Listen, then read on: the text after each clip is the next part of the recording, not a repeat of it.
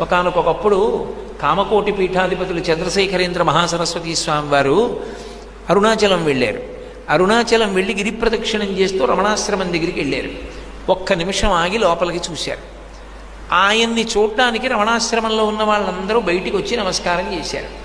ఆయన వాళ్ళందరికీ చెయ్యెత్తి ఓసారి ఇలా అని వెళ్ళిపోయారు. ఆయన రమణాశ్రమంలోకి వెళ్ళలేదు. రమణులు బయటికి రాలేదు. రమణుల దగ్గరికి వెళ్ళి అడిగారు, అయ్యో పరమాచార్య స్వామి వారు అటు ఎడుతున్నారు కదా గిరి ప్రదక్షిణంగా, మీరు వెళ్ళలేదేం బయటికి అని అడిగారు. రమణులు అన్నారు, చంద్రశేఖరేంద్ర సరస్వతి స్వామి వారిని ఒకరు, రమణులనొకరు, ఇద్దరున్నారా అని అడిగారు. వారి దృష్టిలో ఒక్కటే ఉంటుంది, ఎప్పుడూ ఆత్మ అంతే.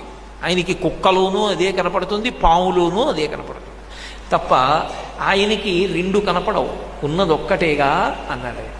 ఎప్పుడూ అదే మాట అనేవారు. మహాస్వామి విషయంలోనే కాదు, ఉన్నదొక్కటే అనేవారు. ఆయన ఒకటి ఎందు రమించేవారు. అది మనకు అర్థం కాలేదనుకోండి, ఏమిటో పిచ్చాయనండి అంటాం.